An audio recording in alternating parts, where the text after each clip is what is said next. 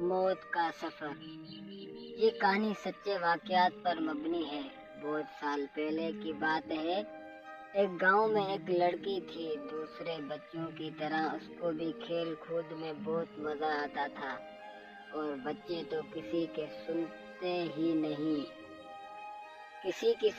نہیں ہے۔ تیز بارش ہو یا تیز دھوپ، بچوں کو تو بس کھیلنے سے ہی مطلب ہوتا ہے۔ سخت گرمی کا موسم تھا اور دوپہر کا وقت تھا۔ نور اپنی کزن شانہ کے ساتھ اس جگہ گئی جہاں وہ ہمیشہ کھیلنے جاتے تھے۔ وہ جگہ ان کے گھر سے تھوڑی ہی دور تھی، اور وہاں پر ایک درخت تھا جہاں پہ بچیوں نے کھیلنے کے لیے ایک جھولا لگایا ہوا تھا۔ ویسے تو اس درخت کے پاس ہمیشہ ہی لڑکیاں موجود ہوتی تھی، پر آج جیسے ہی نور اور اس کی کزن وہاں گئی تو وہاں پر کوئی بھی نہیں تھا۔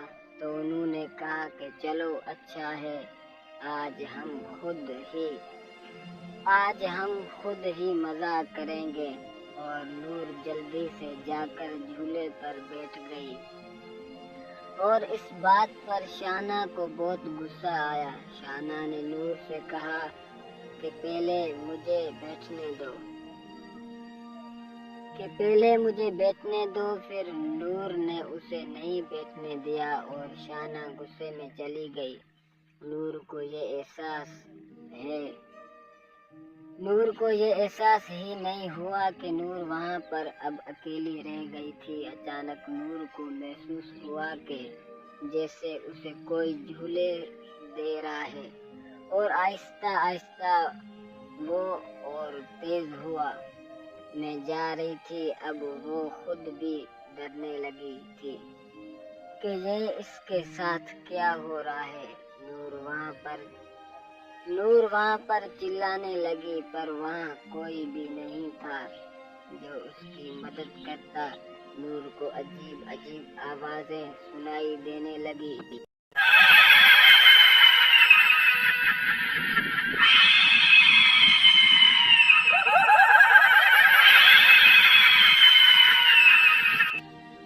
اور وہ اچانک سے اس جھولے سے گر گئی اور بے ہوش ہو گئی۔ کچھ دیر بعد جب اس کی آنکھ کھلی تو اس نے دیکھا کہ وہ اپنے ہی گھر میں ہے، پر وہ کچھ بولنے یا پھر کچھ کرنے کی حالت میں نہیں تھی۔ وہ سب کو بتانا چاہ رہی تھی کہ اس کے ساتھ کیا ہوا، پر وہ کچھ نہیں بول پا رہی تھی۔ دن بدن اس کی حالت خراب ہوتی جا رہی تھی۔ اس کے ماں باپ نے ہر ڈاکٹر، ہر حکیم سے بات کر کے دیکھ لی، پر کوئی بھی اس کا علاج نہیں کر پا رہا تھا۔ اور ایک دن نور کے بابا کسی بزرگ کو لے کر آئے، اور اس بزرگ نے ان کو بتایا کہ نور اب زیادہ دن زندہ نہیں رہ سکتی، کیونکہ وہ پوری طرح غیب کے قبضے میں آ گئی ہے۔